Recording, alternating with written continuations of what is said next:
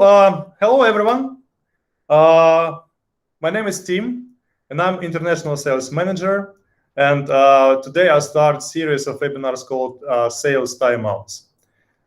Some years ago, I made a life-changing decision. I decided to quit professional sports. I played basketball and decided to start to build my professional business career. A couple of years later, I found myself in sales. But I was sure that it's actually basketball which helped me to become who I am at the moment. Similar to sales, sometimes you can't win every game. You can't perform the best at the moment. And when it comes like that, we always take a timeout when we breathe out and take a new perspective how to change our gameplay. So I got an idea. Why not to take sales timeouts? To take a breath out and hear interesting guests and their perspectives on sales and sales process around. So that's why we decided to start it. So let's take a sales timeout. The topic of today's timeout is how to make your new hires shine as soon as possible. How to make them sell and deliver the result efficient way and as soon as possible to actually make impact for your business. In my opinion, there is quite much depend of the process which starts actually before the sales. What's in the place? How it should be built? Is there a sales concept on the place? That's why I decided to invite Mikko Virtanen. He's a sales executive with big experience around IT and industry. And Emma Ojapuska, who was recently hired, and she has some actually insights and feelings, fresh feelings, how to be hired. So I give word to Mikko. Maybe he can tell a couple of words about himself, please. Yeah, I'm not sure if I'm an executive. That was nicely put, but I feel more like being, at least I try to be more like an enabler of success, more like a coach and that kind of leader to help teams, individuals perform better, mostly in sales, but also in general in any kind of business. So as you mentioned, I've been mostly in IT sector for quite a long time and being involved in recruiting, onboarding several people in sales and other roles. So that's my perspective to the topic. Okay, I feel that you're quite shy actually telling about you, so knowing a bit about your background. Yes. Emma, could you tell a couple of words? Yeah, I'm not that humble. I have a long experience in sales. No, maybe I have just a little bit fresher eye to the topic, as if I compare myself with Mikko or you. I have been recently hired and I have been hired many times in my life, but I think my experiences are a bit more fresher than yours. Okay. Nothing bad here, but I'm happy to be here. Thank you for asking. You're shining here today. Yeah. Tim said that how do we make the new hires shine? Yeah, so we can see that probably your onboarding process was well established even now. Yeah, exactly. Yeah, I remember like myself when I've been coming to new basketball teams, it wasn't actually the same experience every time. So sometimes it was good, sometimes it wasn't good at all. And I believe that the reason behind is the way how coach, who is basically could be a leader of the sales team, like if I want to reflect to sales, what's on the place? Was he ready? Was he considered different things, like for example, cross-cultural differences of players? How well he was able to introduce the game, the style, the philosophy of the game. So I believe it's kind of quite same in sales. Like, how do you feel, Mikko? Like, what is essential things to have on the place before or in the early stage when the new salesperson is coming to the team? Yeah, I think as you shared the cultural background and everything, so I think the one fundamental thing is that are we taking those people as individuals, really thinking who are they, or are we just taking them as sales reps who we just onboard to the team? So I think it starts from there, that do we really treat them as individuals and give our time as leaders and help them to get onboarded. But maybe on a wider scale, if I take a wider perspective, when a new person joins any company, I think many companies have developed a lot recently. I have been here like 20 years already, a bit longer than you. So what I have seen during those 20 years is that there are many very culturally strong companies who are people-centric, especially in digitalization industry, like you might know, go for Futurize, Reactor, Vincit, Solita, Smartly, etc. So those companies, they are really people-centric. They take the people and individuals really, really strongly. And I think all those have really efficient onboarding processes and everything. They really pay attention on that, which has actually forced many other companies, the older ones, the bigger giants, enterprises, also to rethink their onboarding, etc., cultures. So I think in general, the change has been good one, positive one. Today, it's much better for a new hire to come to a company compared to 20 years ago. That's my feeling. I don't know, how have you felt when you have been talking to your friends and peer group on your age? How have they felt joining companies? Yeah, well, people my age and my friends especially, we are in that age where we get hired a lot because we graduate, then we get a new job, then we move forward with our career, we start another job. So I happen to have a lot of experience this myself and also from my friends and colleagues. And I feel that every time when you get hired to a new job, and this is from my own experience, if you are given your own, like too much freedom to choose what you do, for example, in sales process, it gets too hard because maybe you're young and you don't know yet how to do certain stuff. So once you have even a sales concept that is clear, but also gives you a little bit of freedom to do your personal sales.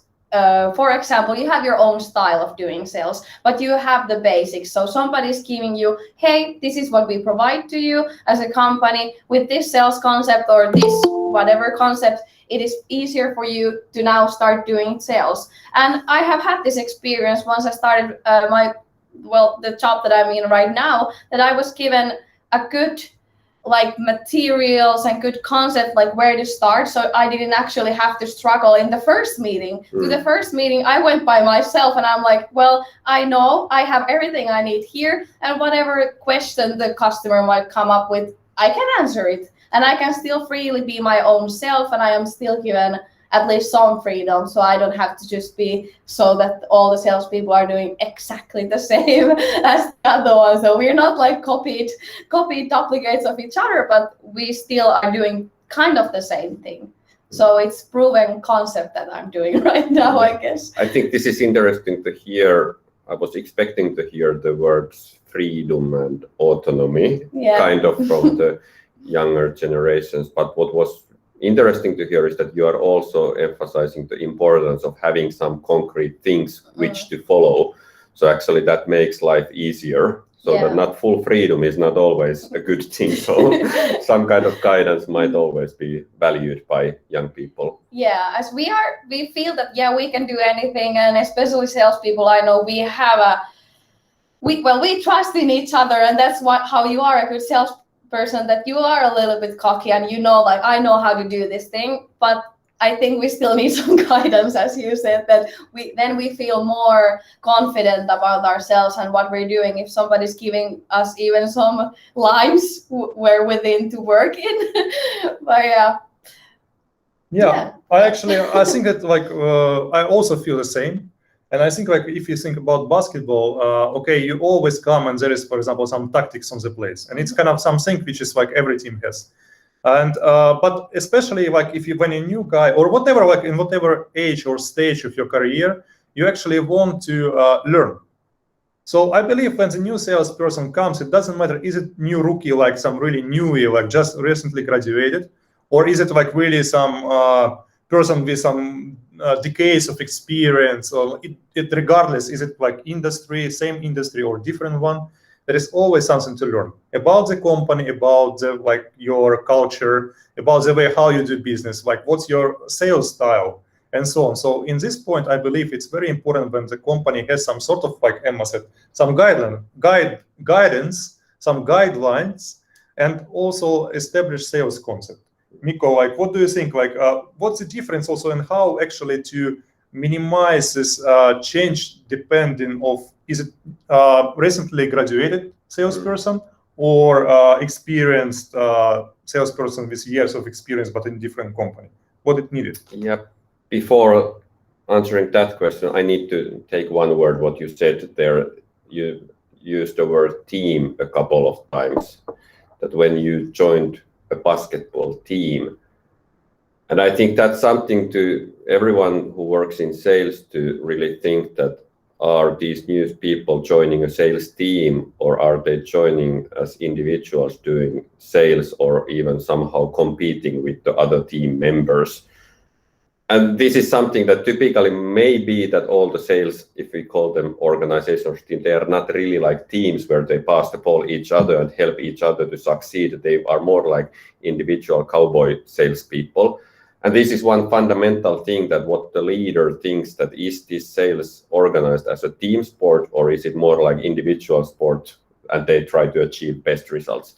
That's just one other topic. But then you asked about how to take these new hires, really like more juniors or seniors in there. What's the difference? So I earlier told about this cultural thing and these strong people first culture companies. If you leave that behind, that okay, let's assume that that is in place or is not in place. If you just narrow it down, that how do we make a new person, junior or senior, to succeed in sales as quickly as possible? I mean, sales is measured, the results are measured every day or every week or every month, and you need to, as a team leader, you need to deliver results. So of course you are concerned about how quickly the new hire will generate revenue.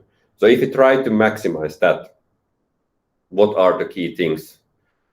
I would kind of say that I would say number one thing is leadership. It all kind of starts from there.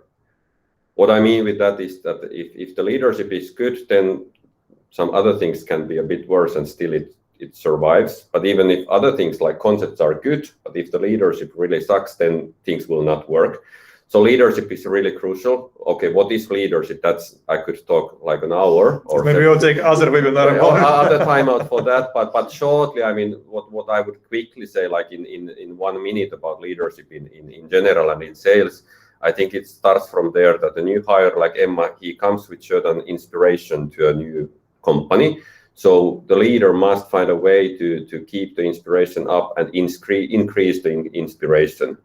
Then, believing in team sport, the leader shall act in a way that the new hires feel being part of a team, feeling the inclusion. And then Emma wants to, as you said, you want to develop. Tim said Emma wants to move forward in the career. So some kind of fulfillment and mastery. So getting something done, moving forward, doing something that is meaningful for you, ensuring that happens. How to do it, that's another thing. Let's take another time out of that. And then maybe the most crucial thing, how to make the new hire to feel the safety. Since sales is kind of a competition sport and quite stressful sport, and you are always measured for results, etc. And as you know, in sports, if you are pressed too much, you will not hit the basket with your free throws. You need to have this kind of relaxed feeling.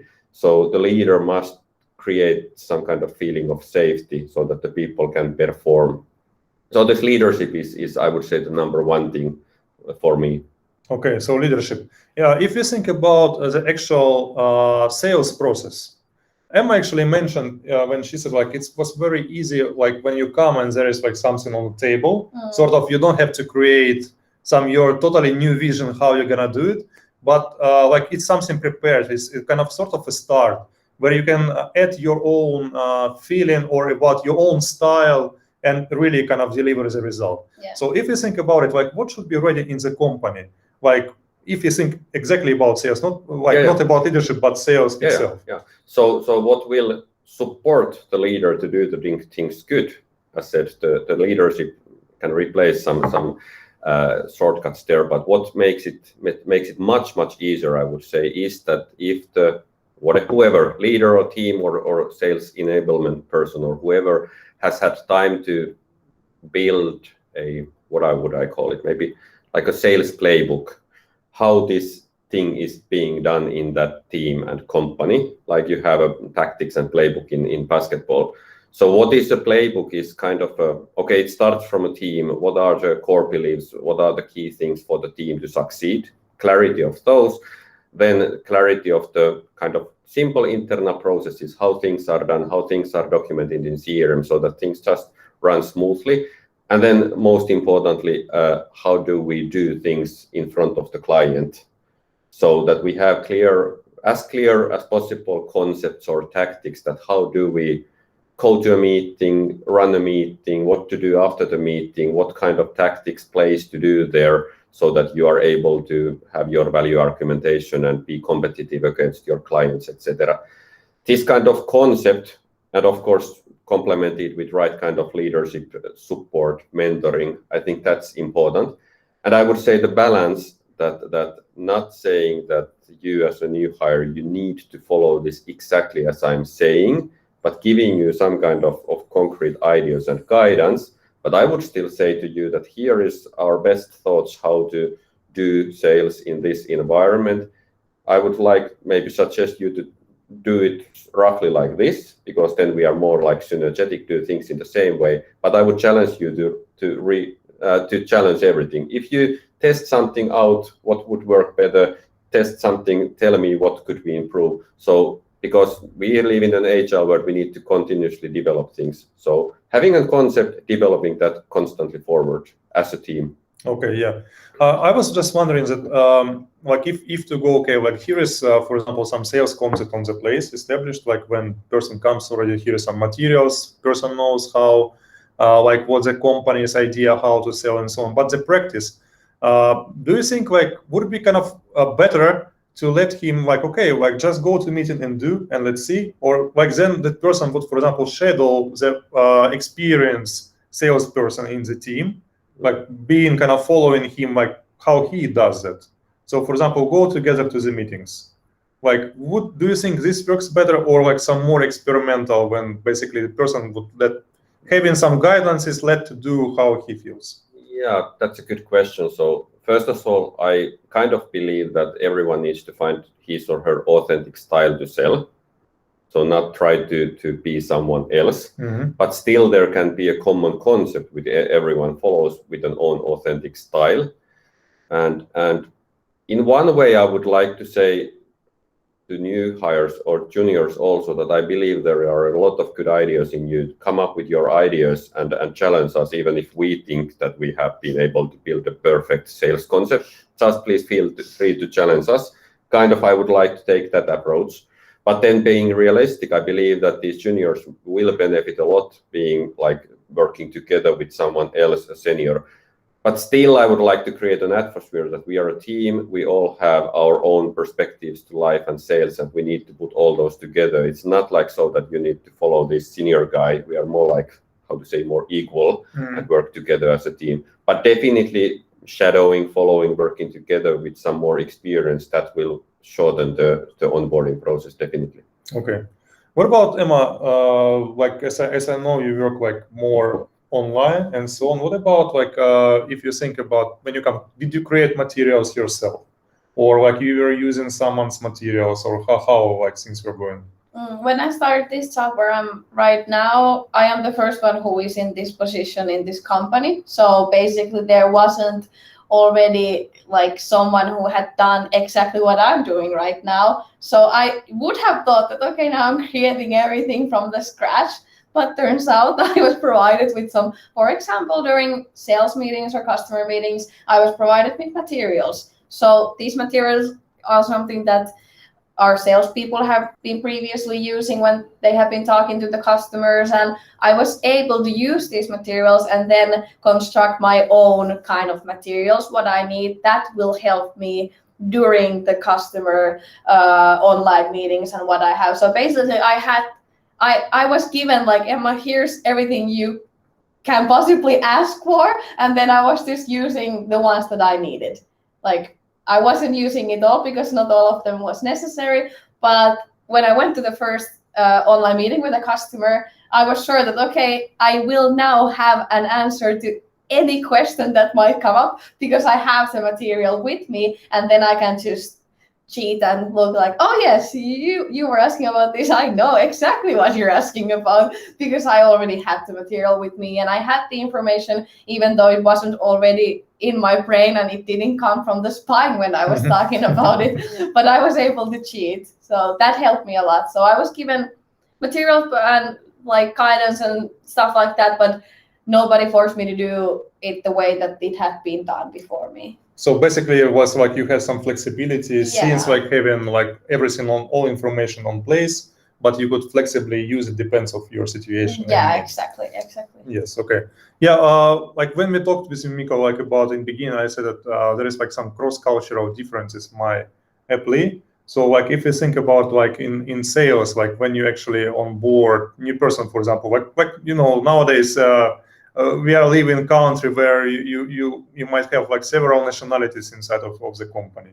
What differences come on that? Like thinking about what the person is, who is he, what he feeling might have, and so on. Is it he more calm or he more like really like very super social person? What kind of sales channels to look for? It like depends on that, like some qualities of the person and how to use these qualities in the best way. Well, you put tough question. So, well, but so in course. general, okay, I have been living in Sweden some years and worked with some other countries also. So for working together with them, onboarding or doing sales together with people from different cultures, I think the cultural background has really an impact of how things would flow well. And probably I would say that I have maybe better understanding of how to deal with Finns or Swedes compared to if I would start working with someone from South Africa or South America or Eastern Europe, etc. Because I don't know the cultural backgrounds, etc. So that definitely has several implications on many things in sales and more about in general working in a team. And then if you look more like the individuals, I mean, culture is one thing, but then all the individuals are still individual regardless of the culture. I think the challenge there is that if you don't read what kind of individual that person is and you try to force him or her to one format, because as I said, successful sales can be done in many different ways and you need to find your authentic style. So I think that really great leaders are able to read the personality and strengths and weaknesses and are able to form this or bring this concept to him or her in a format that helps that person to get the best out of the concept with his strengths and personalities. Yeah. So that requires a lot, but as an answer to your question, one size doesn't fit all. You need to always tweak it a bit to be super successful. Yeah, I feel basically kind of let's answer what I was expecting from you in some way, because I feel that there is a difference between orientation and onboarding. Because like if I think myself about what is orientation, when you come, like the person takes, you know, very tight, kind of like, okay, everyone works this way. So there is like, you have to do just the same. So that's why it's important actually to consider what is the personality of the person, what sales techniques to use, but still same time have concrete foundation for his performance. So that's what we were talking. It's about sales concept and so on. But then let's say, I don't know, like if there would be appropriate to say that there should be some ratio, like between what should be done same way on the whole team and like what's your kind of place to improvising. Let's call it like that. Yeah, I think it's always a fine balance. I would say that in one way, if you start to improvise too much, it might not be successful and beneficial. On the other hand, I believe in the feeling of safety that it's let's try out, but then we need to reflect and learn, and we need to be able to openly discuss the learnings, etc. So failing fast is one way to do it also, which is a very powerful way to do it. So I would encourage us to try out different things, but reflect all the time. And then coming back to what Emma mentioned about the materials, I think that's one actually quite important element also, especially now when we run more and more remote online meetings. So I mentioned number one thing was about leadership, number 2 thing about sales concept or sales playbook, I would say the number 3 thing is the materials, that they play a central role these days. And if you have, it's not, I mean, materials is a dangerous word. It's not a question of quantity. I would say it's more a question of quality. And it's a question of how the quality materials can be related to a powerful sales concept. So a lot of slides doesn't necessarily bring good results, but really right kind of slides combined with a good concept. And if they are ready to use for a new hire, definitely that will shorten the onboarding time for results compared to the fact that the person needs to invent the materials him or herself. So definitely an important thing these days. Yeah, basically, I think you just made a part of summarizing of this timeout just right now, and it was actually great. So I'm wondering, like, would Emma add like some, fresh perspective, or maybe just feeling from experience? What you would add to Mikko's summary? Like, what maybe like some one point, like what is important to consider during like the first stage of like start to make sales? I think Mikko said so many wise words that I have nothing to add to that anymore. You can say that even if you are given a lot of guidance and concepts and ideas, please still dare to give your own opinions and things and challenge even they sound like executives or seniors or whatever. So yeah, I would at least like to hear that and see people behaving like that. Yeah, Mikko, even though we're young and sometimes a little bit dumb, we're not scared of you guys. So we can still say our own opinions and give a lot of feedback. Yeah, I think that like that's why I love Finland so much. That like we have like quite a flat hierarchy in most of companies. That's actually plays a very great card, especially when new people feel safety because they know that they'll be always heard. So it's same. I believe that it's very important to have kind of conversation. Not that like, okay, you have to do that way, but you also like the leader would hear the new hires what they think. Maybe because like every person who comes to the company, he or she should bring something new. So which would actually also improve the work or the sales process of the whole team. So I believe that communication is one of the key things in this process and actually key things for making your salespeople shine from the beginning. We have a couple of minutes left, so maybe we could take some questions from our audience. So please feel free to write message to our chat box, and we'll try to make our best to answer some smart way to your questions. So please, if you have something. Okay. Natalia writes, can't agree more, and definitely resembling sports a lot. Great link and very practical. Okay, thank you so much, Natalia, for your support, and then you share our feelings and about what the concept of our timeout should be. But do you have any questions? And if you have ideas for timeout, maybe also that what you would like to see and discuss about. And who would you like to see? I'm just visiting here, so I'm not here every time. Who you would like to see instead of Emma next time? Is what also. I can't be replaced. Ideas are super welcome for next webinars. What feels important for you to know and what new perspectives you would like to learn? Maybe they tell that Emma needs to be a permanent member. I hope so. All right. Okay, well, maybe a good thing that we actually covered quite much this topic, so our participants don't really have many questions. But thank you so much for taking time out together with us today. I hope that you got really some interesting perspectives and you'll be more successful in onboarding your new salespeople and make them shine from early beginning as soon as possible. Thank you so much, and please follow timeouts, and I hope to see you again. And let's take new timeouts with new topics, and I promise you interesting guests next time. Thank you so much. Bye-bye. Thank you.